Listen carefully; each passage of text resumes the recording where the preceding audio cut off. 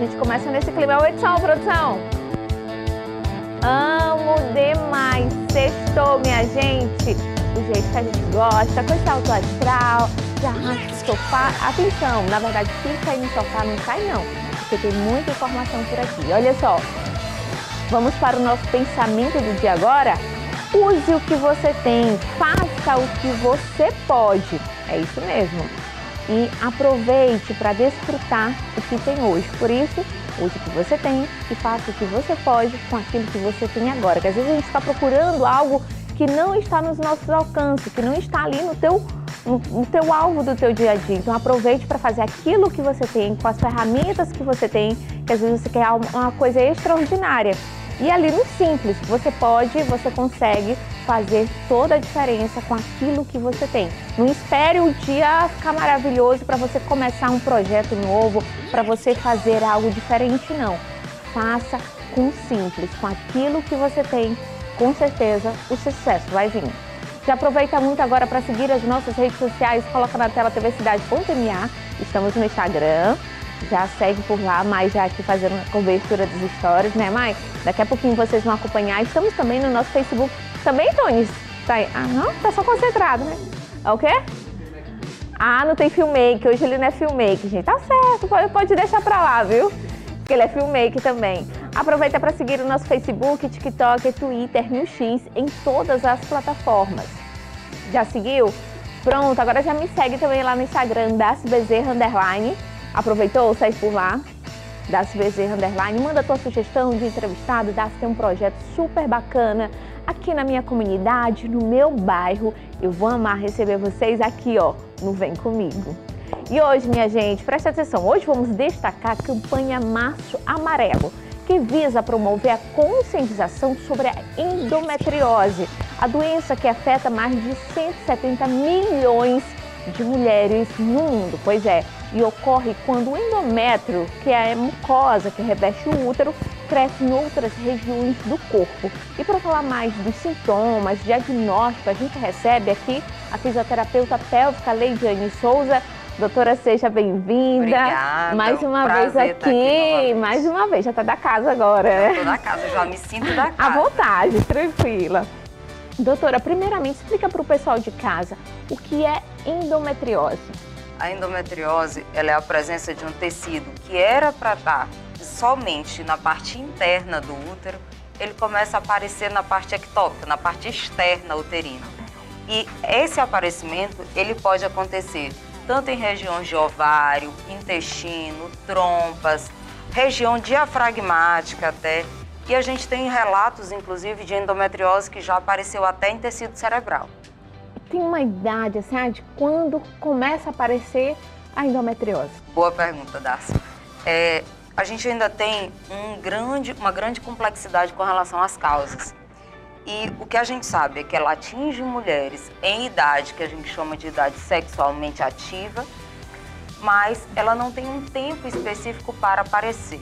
O que é de fato que acontece hoje, a maior dificuldade dessas mulheres é porque esse tempo diagnóstico às vezes é muito longo. Às vezes a mulher começa a ter toda a sintomatologia, mas às vezes demora de 7 a 8 anos. O Maranhão, por exemplo, tem uma estatística de 7 a 8 anos para o diagnóstico da endometriose na maioria dos casos. E não é fácil esse diagnóstico? Não, não é fácil. É um diagnóstico que tem que ser feito pelo médico, normalmente o médico ginecologista, especialista em endometriose preferencialmente. Por quê? Esse diagnóstico ele não é tão simples. Os exames diagnósticos, por exemplo, que tem que ser feito pelo radiologista, os exames, tanto a ultrassom de mapeamento, não é uma ultrassom comum, uma ultrassom intravaginal ou transvaginal, como a gente chama. Ela é uma ultrassom que a gente chama de mapeamento para endometriose.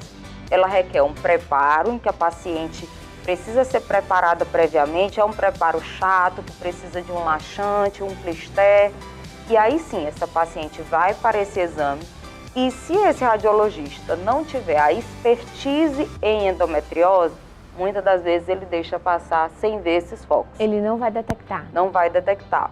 O outro exame que também é muito utilizado para saber se essa paciente tem ou não um foco de endometriose é a ressonância magnética.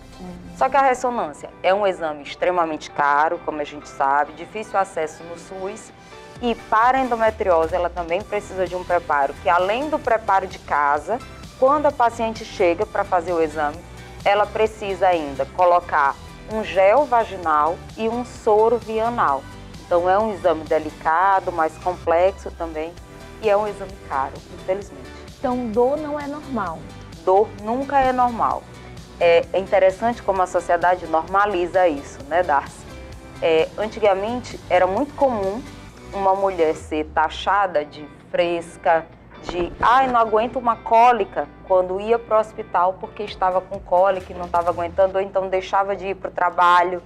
Eu não consigo ir para o trabalho hoje porque eu estou com muita cólica. Isso era visto como frescura. Mas eu acho que nós, mulheres, que temos a obrigação de comunicar isso, e as redes sociais agora começaram a ajudar um pouco mais, porque o que a gente sabe hoje, todas as mulheres que têm dor pélvica e uma dor pélvica que seja incapacitante, que te tire do teu habitual, que você tenha que deixar de fazer o teu lazer de costume ou deixar as tuas atividades laborais de costume, ela precisa ser melhor avaliada, porque a dor pélvica não é normal, nunca é normal. Então, se a mulher que está em casa, ela percebeu que essas dores estão constantes, naquele período mensal, né, durante as cólicas, ela está sentindo ali fortes dores, ela deve procurar um médico. Deve procurar um médico. E não só fortes dores. A endometriose ela tem algumas características que são bem clássicas.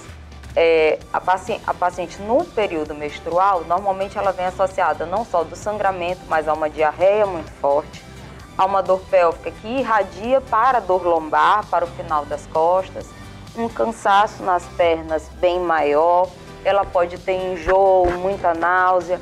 Então, assim, são uma série de sintomas que podem estar associados. E uma das características da endometriose é a presença de dor durante a relação sexual, que a gente chama de dispareunia, que também nunca é normal.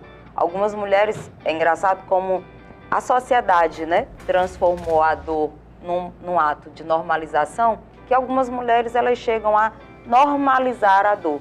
Não, é porque está fazendo em uma posição, eu só sinto dor em determinada posição na hora da relação, e não é por isso. Se você está sentindo dor, independente da posição, é porque tem alguma coisa disfuncional no seu assoalho pélvico. Ainda tem muitas mulheres que precisam dessa informação? Muitas mulheres. Eu, como também estou na parte acadêmica, eu tenho a oportunidade de avaliar pacientes que já têm o diagnóstico e, às vezes, pegar mulheres que nem imaginam que tem nada, como na sala de aula. Nunca nem ouviram falar. E aí, quando a gente avalia, pelo menos 30% da turma, quando a gente começa a falar, ou então quando a gente começa a palestrar esse mês, que foi o mês da mulher, né? Eu fiz muitas palestras comunitárias, e aí quando a gente começa a falar que a dor durante a relação não é normal, é quase unânime elas irem perguntar, mas mesmo em tal posição, mesmo quando vai fazer tal coisa? E não, gente, tá? Mesmo em tal posição, mesmo quando vai fazer tal coisa, não é para sentir dor. Inclusive, já encontrei amigas que viviam assim, um verdadeiro mistério. Ela procurava uma unidade, um posto de saúde, outro, e não encontrava a solução, porque é como você falou, o diagnóstico deve ser bem detalhado, não é tão fácil assim de ser não é uma a mulher doença... chegar e ter um diagnóstico rápido. Não é um diagnóstico essencialmente clínico. É evidente que quando você tem uma experiência, essa sintomatologia clínica te leva quase a uma conclusão.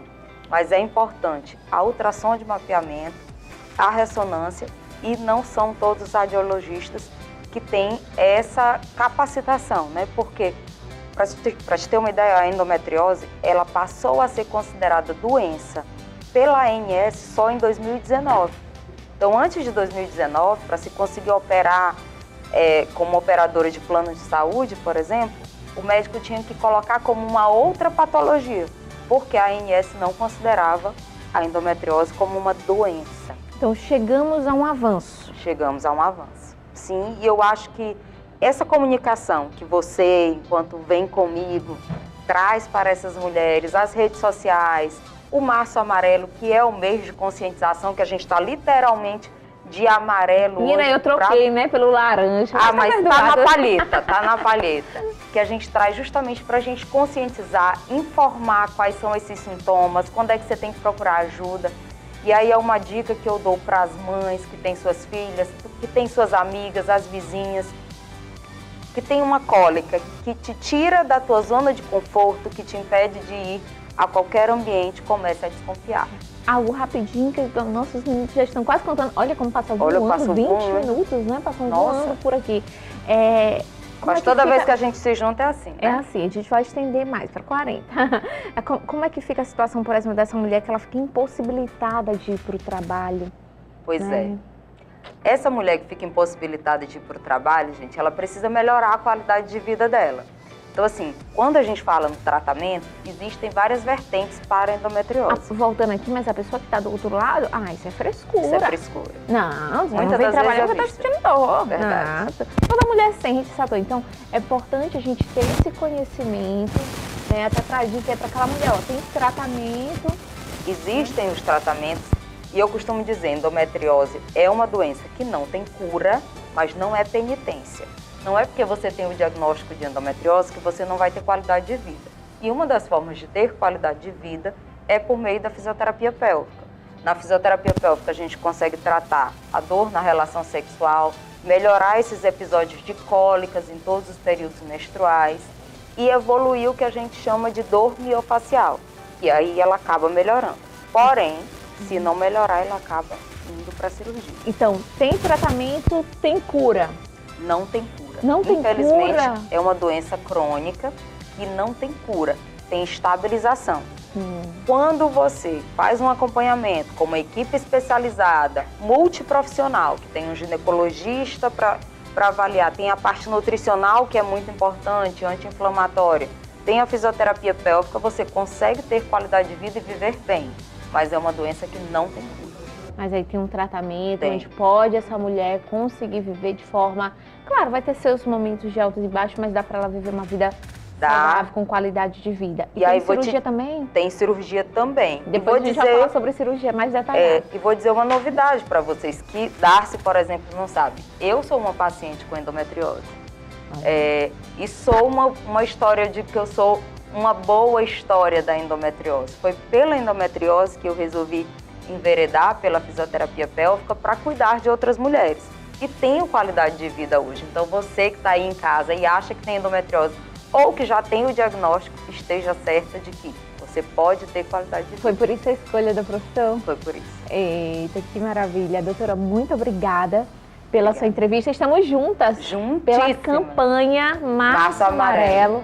E dor, gente, não é normal. Não aceite. Não. Procure o tratamento. O nosso Vem Comigo vai ficando por aqui. Um beijo, beijo. Tchau, tchau.